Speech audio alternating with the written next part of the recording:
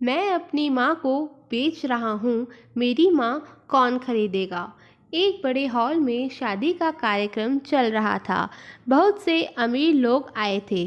कहीं खाने का आयोजन हो रहा था तो कहीं फोटो सेशन हो रहा था। जब दूल्हे की माँ स्टेज पर दूल्हे और दुल्हन से मिलने आई तो दूल्हे ने आगे बढ़कर अपनी माँ को गले से लगा लिया और माँ के साथ फ़ोटो खिंचवाने के लिए फ़ोटोग्राफ़र को बुलाया।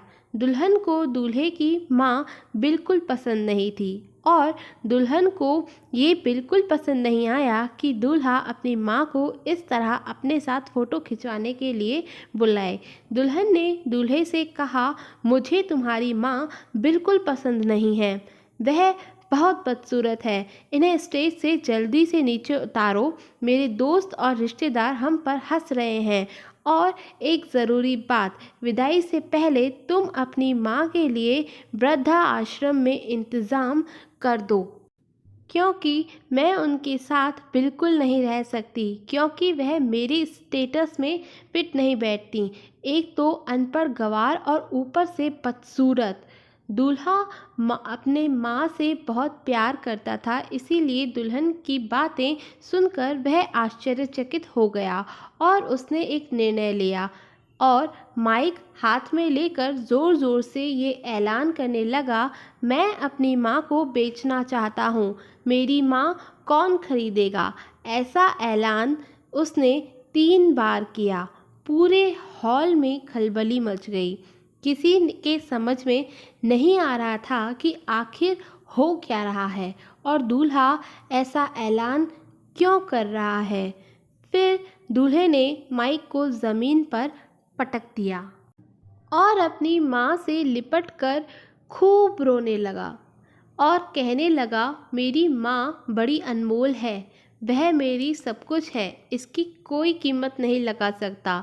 मेरी माँ ने मुझे बड़े लाड प्यार से पाला है, अपनी ख्वाहिशों का गला घोट कर उसने मेरी ख्वाहिशें पूरी की हैं और आज जब मैं इस काबिल हो गया हूँ कि मैं अपनी माँ की ख्वाहिशों को पूरी करूँ, तो तुम कहती हो कि मैं अपनी माँ को वृद्धाश्रम भेज दूँ। मैं किसी भी कीमत पर अपनी माँ को नहीं छोड़ सकता और सबके सामने मैं यह ऐलान करता हूँ कि मुझे मेरी पत्नी बिल्कुल पसंद नहीं है। मुझे ऐसी घमंडी पत्नी नहीं चाहिए जो मेरी माँ के लिए ऐसे अपशब्द कहे। इसीलिए मैं तुम्हें तलाक देता हूँ। मैं ऐसी घमंडी स्त्री के साथ अपनी ज़िंदगी नहीं बिता सकता जिसके दिल में मेरी माँ के प्रति आदर ना हो। मैं तुमसे ये उम्मीद नहीं रखता था कि तुम मेरी माँ की सेवा करो, लेकिन कम से कम तुम मेरी माँ का आदर सम्मान तो कर सकती थी। मैं नहीं चाहता कि तुम्हारी वजह से मेरी माँ लोगों में बेइज्जत होती रहे, इसीलिए आज से तुम्हारा और मेरा रास्ता अलग। हॉल में मौजूद सारे लोग आश्चर्यचकित रह गए कि दूल्हे ने अपनी माँ के लिए शादी के दिन ही अपनी पत्नी को तलाक दे दिया। कहानी अभी यहीं ख़त्म नहीं हुई। हॉल में मौजूद एक व्यक्ति को लड़के की यह बात बहुत पसंद आई कि वह अपनी माँ से कितना प्रेम करता है और अपनी माँ का कितना आदर करता है कि उनके खिलाफ कोई भी अपशब्द नहीं सुन सकता। तो उस व्यक्ति ने यह ऐलान किया कि आज इसी मंडप में मैं अपने बेटी की शादी इस लड़के से करूँगा, क्योंकि जो अपनी माँ से इतना प्यार करता हो वह बहुत अच्छा और ईमानदार लड़का है। क्या कोई उससे बेहतर हो सकता है। उसी मंडप में लड़के की शादी हो गई और वह अपनी पत्नी और माँ के साथ सुखी जीवन बिताने लगा। दोस्तों, आज की वीडियो अगर आपको पसंद आई हो तो चैनल को सब्सक्राइब ज़रूर कीजिएगा। Thank you for watching.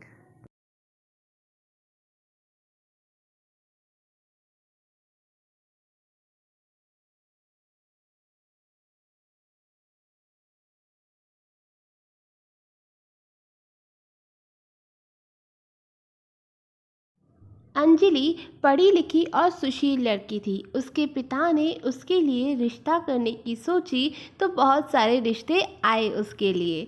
आखिर में उसके पिता ने उसका रिश्ता अच्छे घर में कर दिया और आज अंजलि की शादी की तैयारियां हो रही थी। सब लोग शादी वाली जगह पर पहुंच चुके थे। बस बारात आने ही वाली थी। अंजलि के पापा राकेश यहाँ वहाँ देख रहे थे कि कहीं कोई कमी ना रह गई हो और अंजलि की मम्मी भी अपने कामों में लगी हुई है। सब जगह हंसी मजाक का माहौल है। अंजलि पार्लर से आकर एक रूम में बैठी है और उसके साथ उसकी सहेलियां और बहनें बैठी हुई मजाक कर रही हैं। तभी बारात आती है और सभी लड़कियां उठकर बारात देखने लगती हैं।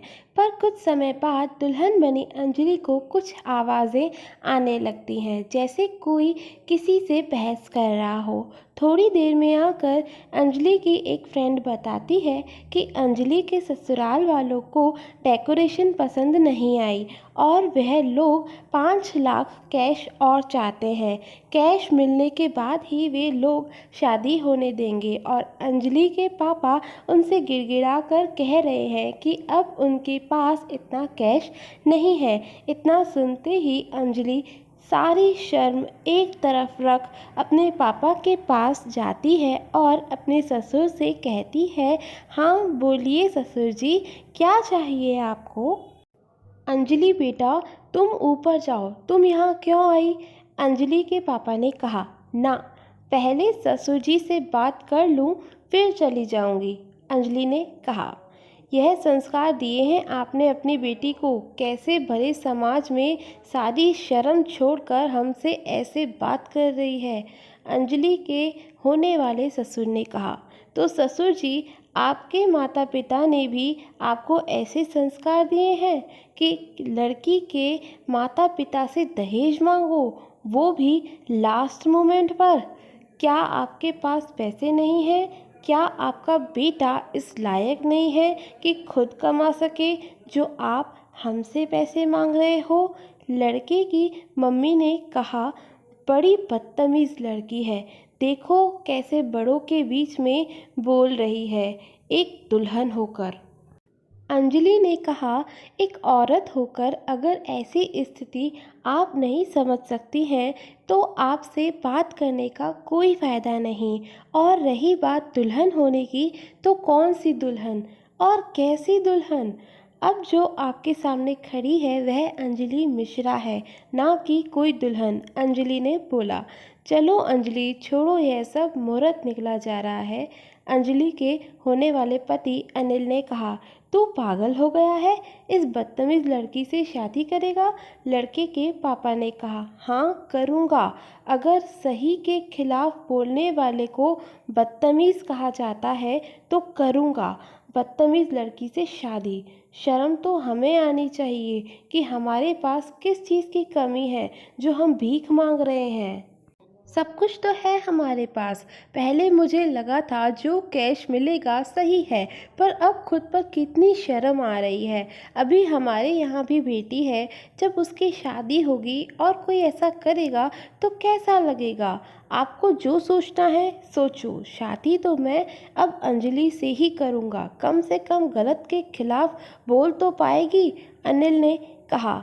अनिल के मम्मी पापा को शर्म से चेहरा झुक गया और तय समय पर अंजलि और अनिल की शादी भी हो गई। 8वां वचन अनिल ने दिया था कि मैं कभी अपनी अंजलि को कोई दुख नहीं दूंगा और हमेशा खुश रखूंगा। अंजलि और अनिल की बातें सुनकर जितने भी लोग वहाँ पर खड़े थे, सभी ने उनके लिए तालियां बजाई और सभी ने उनको आशीर्वाद दिया। दोस्तों, ऐसी ही और कहानियों के लिए मेरे चैनल को सब्सक्राइब ज़रूर कीजिएगा। Thank you for watching. जिम्मेदारी। मौज मस्ती करने का बहाना चाहिए बहू को। सुबह निकल जाती है तैयार होकर, देर रात को वापस आएगी। कोई मदद तो भूल ही जाओ, उसके लिए जितना कर सकते हो कर दो। गुस्से में सरला जी बड़बड़ा रही थी। रितिका जो आज ऑफिस से जल्दी वापस आ गई थी, बाहर खिड़की से आती हुई सासू माँ की आवाज़ सुन रही थी। रितिका जिसकी शादी को 3 साल हुए हैं, घर में पति कमल, सासू माँ सरला जी और ससुर जी रहते हैं। ससुर जी रिटायर हो चुके हैं और सासू माँ तो शुरू से ही हाउसवाइफ थी।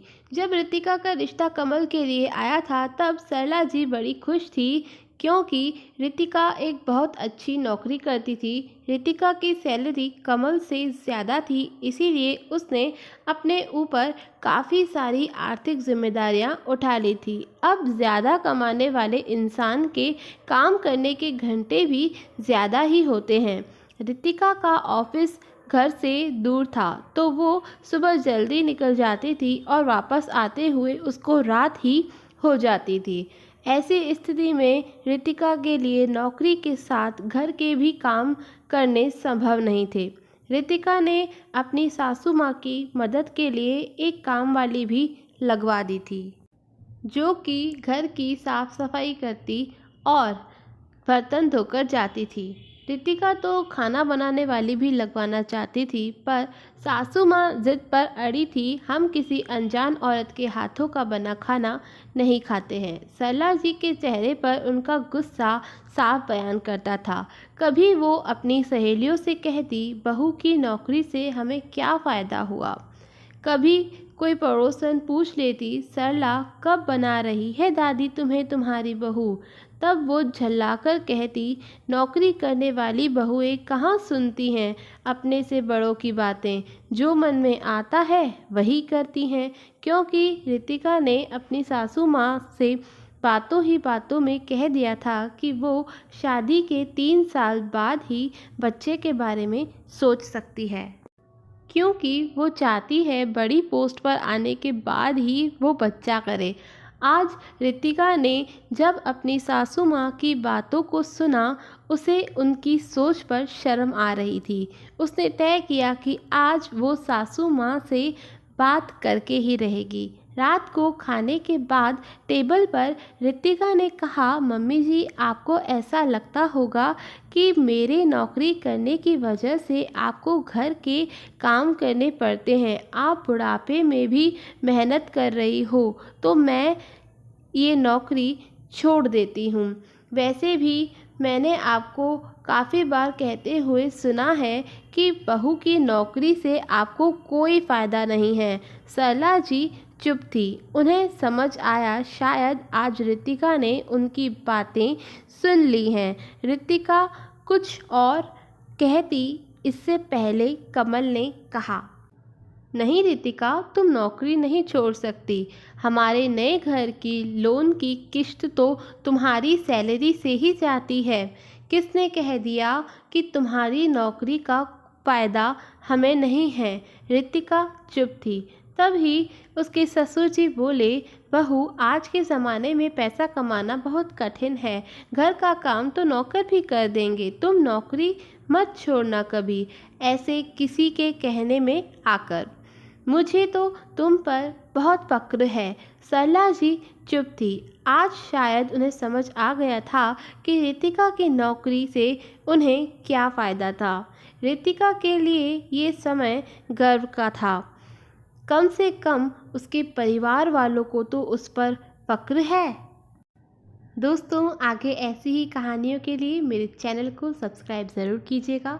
Thank you for watching. जिम्मेदारी। शाम को सुरभि जब ऑफिस से घर लौटी तो उसकी बुआ सास आई हुई थी। उसने अपना सामान रख अपनी सास व बुआ सास के पैर छूकर उनका हालचाल पूछा। फिर वह कपड़े बदलने के लिए अंदर चली गई। बाहर आई तो उसकी सास ने सब्जियां काट दी थी। सुरभि ने चाय बनाई। तब तक उसका पति राकेश भी ऑफिस से आ गया था। चाय पीते ही वह खाने की तैयारी में लग गई। रसोई में सुरभि रोटियां बना रही थी तो राकेश टेबल पर खाना लगाने लगा। यह देखकर उसकी बुआ बोली, राकेश तू बैठ जा, बहू कर लेगी। अरे नहीं बुआ जी, ये तो मेरा रोज का काम है। खाना लग ही गया है, वह भी आ ही रही है, फिर सब मिलकर खाना खाते हैं साथ। उसकी बात सुनकर बुआ का मुंह बन गया। खाने के बाद राकेश ने सुरभि के साथ मिलकर सारे बर्तन किचन में रख दिए और फिर वह माँ और बुआ के साथ बैठकर बातें करने लगा। अगले दिन संडे था। बुआ और सुरभि की सास सुबह जल्दी उठ गए। नहाने धोने के बाद बुआ सास ने पूछा, बहू नहीं उठी अभी तक? यह सुनकर सुरभि की सास बोली, नहीं जीजी, आज संडे है ना, तो थोड़ी देर से उठेगी। यह क्या बात हुई भला? घर की बहू बेटियों को तो जल्दी उठना चाहिए ना। अरे जीजी, और दिन तो वो सुबह 5 बजे उठ जाती है और रात तक लगी रहती है। आराम कहाँ बेचारी के हिस्से में। आज तो नींद पूरी कर ले, कह वह चाय बनाने चली गई। सुरभि उठकर जब बाहर आई तो उन दोनों को चाय पीता देखकर बोली, अरे मम्मी जी, आपने मुझे उठाया क्यों नहीं? मैं बना देती चाय। कोई बात नहीं बहू, तू और काम कर ले। काम वाली का भी फ़ोन आया था, वह आज नहीं आएगी। कोई बात नहीं मम्मी, कर लेंगे हम मिल बांट कर। बहू, मेरे लिए तो खाना नहा धोकर ही बनाना। हाँ हाँ बुआ जी, मैं सफाई कर नहा धोकर ही आपके लिए खाना बनाऊंगी। तब तक राकेश बाहर आ गया था। सुरभि ने जब उसे काम वाली के बारे में बताया तो वह बोला, अच्छा ऐसा करो, तुम झाड़ू लगाओ, मैं पोछा लगा देता हूँ। काम जल्दी हो जाएगा, नहीं तो तुम अकेली कब तक लगी रहोगी? नाश्ते में देरी हो जाएगी। अरे राकेश, तू झाड़ू लगाएगा? यह तो औरतों का काम है, बुआ जी हंसते हुए बोली। बुआ जी, इसमें आदमी और औरत कहाँ से आ गए? काम तो काम ही है ना। जब सुरभि घर की बराबर जिम्मेदारी उठा रही है तो उसके साथ मिलकर छोटा मोटा काम करने में कोई बुराई नज़र नहीं आती मुझे। छुट्टी मेरी ही नहीं, उसके लिए भी तो है ना आज। इनकी बात तो मुझे समझ नहीं आती। अपनी औरतों से नौकरी करवाते हैं और फिर खुद घर का काम करते हैं, कह बुआ जी मुंह बनाते हुए अंदर चली गई। नाश्ते के बाद सुरभि ने कपड़े धोए तो राकेश ने कपड़े सुखा दिए। दोपहर तक सब काम हो गए। खाना खाने के बाद जब दोनों ननद भाभी अपने कमरे में आराम करने गई थी तो सुरभि की बुआ सास अपनी भाभी से बोली, संतोष, यह क्या तूने अपने घर में अंधेरगर्दी मचा रखी है? क्या हुआ जीजी, आप ऐसे क्यों बोल रही हो? अब तू ऐसे अनजान बनने की कोशिश मत कर। तुझे दिखता नहीं बहू कैसे हमारे राकेश को अपने इशारों पर नचा रही है? बहुत सीधी है। घर बाहर की सारी जिम्मेदारी उसने अपने ऊपर उठा रखी है। राकेश महीने के 10-12 दिन के लिए टूर पर बाहर रहता है तो यही तो सब संभालती है। मुझे तो काम को हाथ भी नहीं लगाने देती।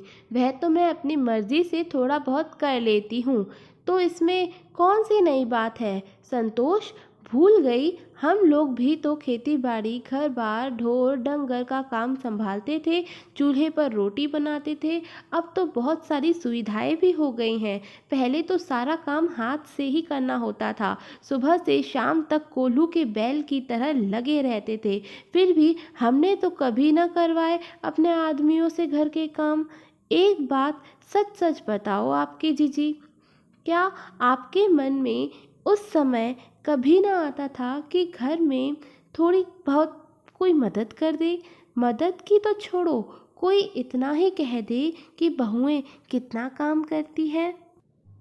गर्मियों में गज गज भर घूंघट में रोटियां बनाकर खुश होती थी क्या आप?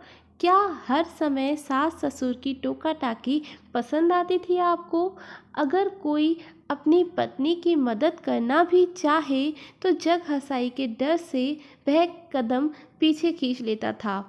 हमें तो खुश होना चाहिए जीजी कि आजकल के बच्चे इतने समझदार हैं, एक दूसरे के सुख दुख को समझते हैं, दुनिया की परवाह किए बिना एक दूसरे का साथ मिलकर जिम्मेदारी को निभाते हैं। मुझे तो इसमें कुछ गलत नहीं लगता। जो दुख हमने उठाए, ज़रूरी है कि हमारी बहुएं भी वही सब सहें। समय के साथ बदलना ही सही है जीजी। कह तो तू सही रही है संतोष। उस समय जी तो मेरा भी बहुत करता था कि तेरे नंदोई थोड़ी बहुत मदद कर दें।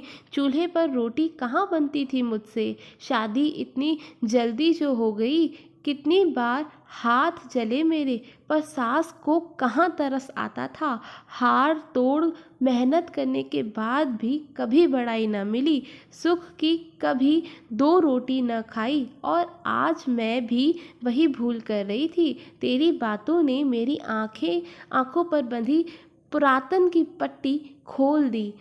घर गृहस्थी की गाड़ी तभी सुचारू रूप से चल सकती है जब पति पत्नी जिम्मेदारियों को मिलकर पूरा करें। एक के कंधे पर ही सारा भार डालने से तो वह डगमगाएगी ही। कहते हुए बुआ जी की आंखें नम हो गईं।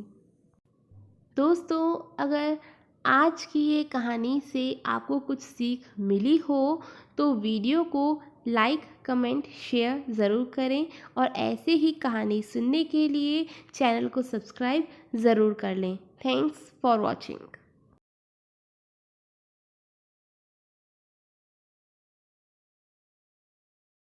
सेठ के अच्छे कर्म। यह सब तो भाग्य का खेल है दोस्तों। हर इंसान के जीवन में कभी उतार तो कभी चढ़ाव आते ही रहते हैं।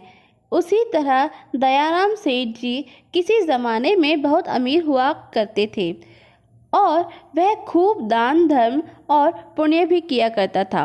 लेकिन समय पलटा और वह धीरे धीरे अपना धन खोता गया, और आखिरकार आज इस हालत में पहुंच गया कि लोग उसे गरीब सेठ के नाम से जानने लगे। लेकिन वह कहते हैं ना कि अच्छे कर्मों का फल देर सवेर ही सही पर मिलता ज़रूर है। ऐसा ही कुछ इस गरीब सेठ के साथ भी होने वाला था। जिस गांव में यह सेठ रहा करता था, वहां पर एक बार राजा के लोगों ने ऐलान किया कि जिसने भी अच्छे काम किए हैं वह अपने अच्छे काम गिनवा कर राजा से उसके बदले में राजा से इनाम लेकर जाए। इस ऐलान को सेठ की पत्नी ने सुन लिया। सेठ की पत्नी बहुत खुश हो गई, क्योंकि वह जानती थी कि अपने अच्छे दिनों में सेठ ने अनगिनत पुण्य के काम किए हैं। यह बात जब पत्नी ने सेठ को बताई तो सेठ भी बहुत खुश हो गया और बोला, अगर ऐसा है तो फिर हमें बहुत बड़ा इनाम मिलना चाहिए, क्योंकि हमारे अच्छे कर्मों की सूची बहुत बड़ी है। अगले दिन सेठ सुबह सुबह 4 रोटियां बांधकर राजा के महल की तरफ चल पड़ा। सेठ के घर से राजा का महल काफ़ी दूर था। सफ़र लंबा था। आधे रास्ते में पहुंचने के बाद सेठ काफ़ी थक गया। सेठ एक पेड़ के छांव के नीचे बैठकर आराम करने लगा और वहीं पर अपने साथ लाई रोटियां खाने की सोचने लगा। सेठ खाने की सोच ही रहा था कि तभी वहां पर उसके सामने एक गाय और उसके 2 बछड़े आ गए। सेठ के हाथों में रोटियां देखकर गाय और उसके बछड़े उसके सामने ही आकर खड़े हो गए, और उनके हाव भाव से सेठ ने समझ लिया कि वह भूखी हैं और सेठ से खाना मांग रही हैं। अपने अच्छे दिनों में सेठ के पास काफ़ी गायें थी, इसीलिए गायों का व्यवहार सेठ अच्छे से जानता था। सेठ की परिस्थिति भले ही अभी अच्छी नहीं थी, लेकिन सेठ का स्वभाव बिल्कुल भी नहीं बदला था। वह पहले से ही परोपकारी था, इसीलिए उसको गाय पर दया आ गई और उसने अपने साथ बांधकर लाई गई रोटियों में से 2 रोटियां गाय को खिला दी। कुछ ही क्षणों में 2 रोटियां खाने के बाद भी गाय फिर से सेठ की तरफ देखने लगी, तो सेठ के मन में विचार आया कि यह गाय ज़्यादा भूखी लगती है, बेचारी को 2 बच्चों को दूध भी पिलाना होता है, इन 2 रोटियों से उसका क्या होगा। सेठ ने उसके पास बची बाकी की 2 रोटियां भी गाय को खिला दी। पास वाले तालाब से सिर्फ पानी पीकर सेठ अपने सफ़र में आगे बढ़ गया। राजा के दरबार में जब सेठ पहुंचा तो राजा ने पूरे दरबार के सामने सेठ से उसका नाम पूछा और उसके अच्छे कर्मों के बारे में बताने के लिए कहा। सेठ ने राजा को प्रणाम किया और अपने कामों के बारे में बताना शुरू किया। सेठ ने कहा, महाराज, मैंने कई भूखों को खाना खिलाया है, कई मंदिरों में दान दिया है, कई निराश्रित लोगों को आश्रय दिया है, कई तीर्थ स्थानों की यात्रा की है, सैकड़ों साधु संतों की सेवा की है और ऐसे ही दर्जनों काम बताने के बाद सेठ बोला, महाराज यह है मेरे कर्म, सारे अच्छे कर्मों में से कुछ अच्छे कर्म, इनके बदले आप जो भी इनाम देना चाहे दे दीजिए। थोड़ी देर सोचने के बाद राजा बोला, अगर तुम्हारे कुछ और अच्छे कर्म हैं तो वह बताओ, क्योंकि अब तक तुमने जो मुझे बताए हैं उन्हें मैं अच्छे कर्म की श्रेणी में नहीं गिनता। सेठ को राजा की बात सुनकर बड़ा आश्चर्य हुआ। सेठ ने राजा को हाथ जोड़कर कहा, अगर आपको मेरे बताए यह कर्म अच्छे कर्म नहीं लगते या पुण्य कर्म नहीं लगते तो मेरा बाकी के कर्मों का उल्लेख करना फिजूल होगा। आप मुझे इजाज़त दीजिए, मैं वापस जाता हूँ। सेठ दरबार छोड़कर जाने लगा। तब राजा ने दरबारियों में से एक ने राजा के पास जाकर कुछ कहा, जिसे सुनने के बाद राजा ने सेठ को वापस दरबार में बुलाया। राजा बोला, तुमने अपने आज किए गए अच्छे कर्मों के बारे में तो बताया ही नहीं। सेठ बोला, महाराज आज मैंने कोई अच्छा काम किया ही नहीं, फिर मैं आपको कैसे बताऊं?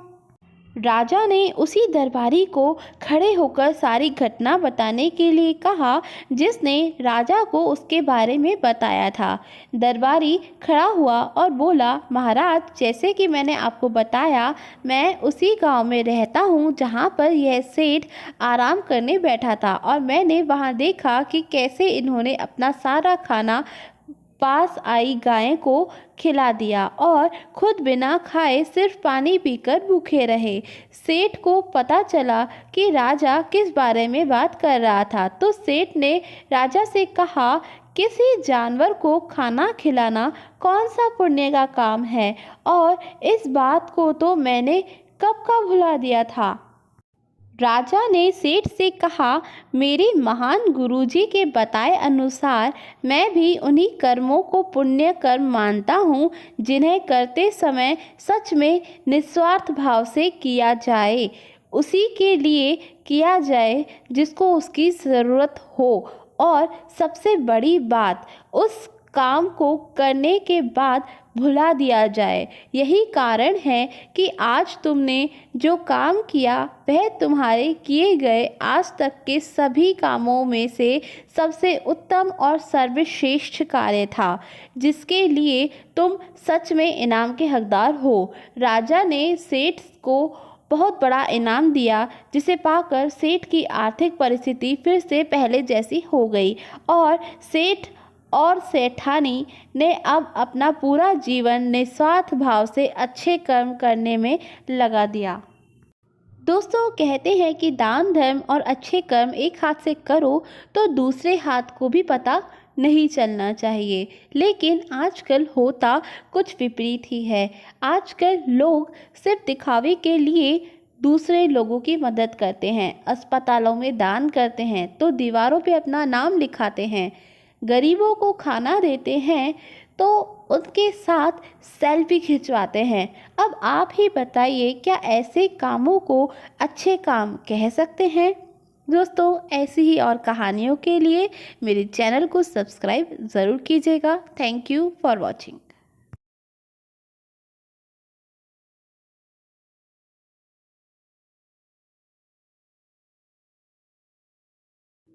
एक बूढ़ी माँ की दर्द भरी कहानी। 3 साल हो चुके थे बेटे को अपना घर छोड़कर विदेश में बसे हुए। इन 3 सालों में बूढ़ी माँ और ज़्यादा बूढ़ी हो गई थी। 75 वर्ष की उम्र में सुलोचना देवी की याददाश्त काफ़ी कमज़ोर होती जा रही थी। उन्हें रोज़मर्रा की चीज़ें याद ना रहती, लेकिन जो उन्हें हमेशा याद रहता वह था उनका बेटा। दिन हो या रात, एक पल भी ऐसा ना होता जब उन्हें अपने बेटे की याद ना आती हो। दूसरी तरफ बेटा था जो साल भर में एक आध बार अपनी माँ को फ़ोन कर लिया करता और 1-2 मिनट से ज़्यादा बातें भी न किया करता। फिर भी यह बूढ़ी माँ टकटकी लगाए अपने बेटे का इंतज़ार करती रहती। एक दिन बेटे का विदेश से फ़ोन आया। हेलो हेलो, सुन रही हो ना माँ? अनिल बोल रहा हूँ, तुम्हारा बेटा। कैसी हो माँ? मैं ठीक हूँ बेटा। तुम बहू और मेरा पोता कैसा है? माँ ने पूछा। सब अच्छे हैं माँ। मैं अगले हफ्ते गांव आ रहा हूँ माँ तुम्हें लेने। अब हम सब साथ में ही लंदन में रहेंगे माँ। तुम्हारी बहू कह रही थी माँ को यहाँ पर लेकर आओ, बेचारी अकेली वहाँ परेशान होती होंगी, बेटे ने कहा। माँ की बूढ़ी सूखी आंखें आंसुओं से भीग गई। उसके कमज़ोर शरीर के नस नस में खुशी की लहर दौड़ गई। बेटे और बहू का अपने प्रति प्रेम देखकर माँ का मन खुशी से भर आया। बेटे ने आगे कहा, माँ तैयार रहना, मुझे ज़्यादा दिन की छुट्टियाँ नहीं मिली हैं। जिससे जितने पैसे लेने हैं लेकर रखना। तब तक मैं प्रॉपर्टी डीलर से बात कर लेता हूँ घर के लिए। घर के लिए? माँ ने पूछा। हाँ माँ, गांव का घर हमें बेच देना पड़ेगा। अब हम साथ में ही रहने वाले हैं तो वहाँ पर घर रखने का कोई मतलब ही नहीं है माँ, बेटे ने कहा। बुढ़ापे की वजह से ठीक से चलने में असक्षम माँ ने पूरे मोहल्ले में घूम घूम कर अपनी इस खुशखबरी को सबको सुनाया।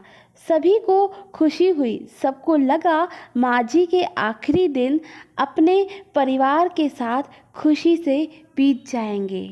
घर वापस आकर माँ ने अपने घर के कोने कोने को ऐसे देखा जैसे वह अपने दूसरे बेटे को देख रही हो। देखे भी क्यों ना, उस घर को अपने बेटे से कम थोड़ी समझा था। अपने पति के साथ 40 साल यहीं तो बिताए थे, लेकिन अब मजबूर थी बुढ़ापे के आखिरी साल बेटे और बहू के साथ बिताना चाहती थी। दिल पर पत्थर रखकर घर बेचने के लिए माँ तैयार हो गई। आनन फानन में बेटे ने घर को आधे दामों पर बेच दिया। माँ ने ज़्यादा नहीं, लेकिन जिन चीज़ों से दिल लगा था उन चीज़ों को समेटा और बेटे के साथ टैक्सी में बैठकर एयरपोर्ट के लिए चली गई। एयरपोर्ट पर आकर बेटे ने माँ से कहा, माँ तुम यहाँ बेंच पर बैठो, मैं सामान और बोर्डिंग पास की जांच कराकर आता हूँ। वहाँ वक्त लगता है और खड़ा रहना पड़ता है, तुम्हें तकलीफ़ होगी, तुम यहीं आराम करो। मैं यूँ गया और यूँ आया। माँ बेंच पर बैठ गई और बेटा अंदर चला गया।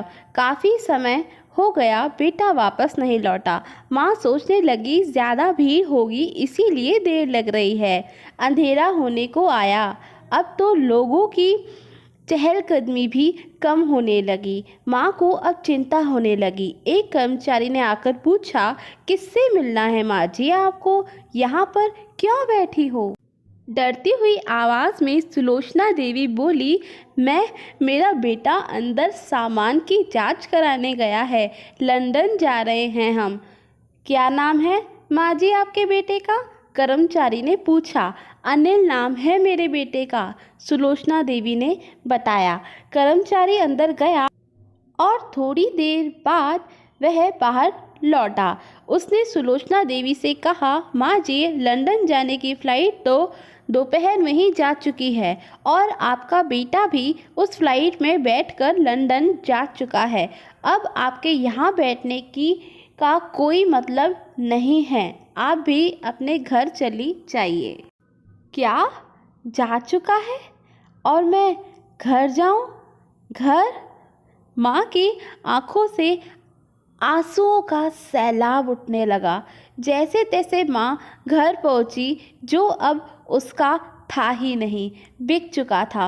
वो वही बरामदे में तुलसी के पास सो गई। घर के नए मालिक को उस पर दया आई तो एक कमरा किराए से उसको दे दिया। पेंशन के पैसों से खाना और किराए का बंदोबस्त हो जाता था। दिन बीतने लगे। कुछ दिनों बाद घर के नए मालिक ने सुलोचना देवी से कहा, माँ जी, आप अपने रिश्तेदारों के यहाँ पर जाकर क्यों नहीं रहती? इस उम्र में आपके लिए वही अच्छा होगा। अच्छा तो होगा, लेकिन अगर मेरा बेटा वापस आया तो उसका ख्याल कौन रखेगा? मेरा बेटा बहुत भोला है, उसे अपना ख्याल रखना बिल्कुल भी नहीं आता।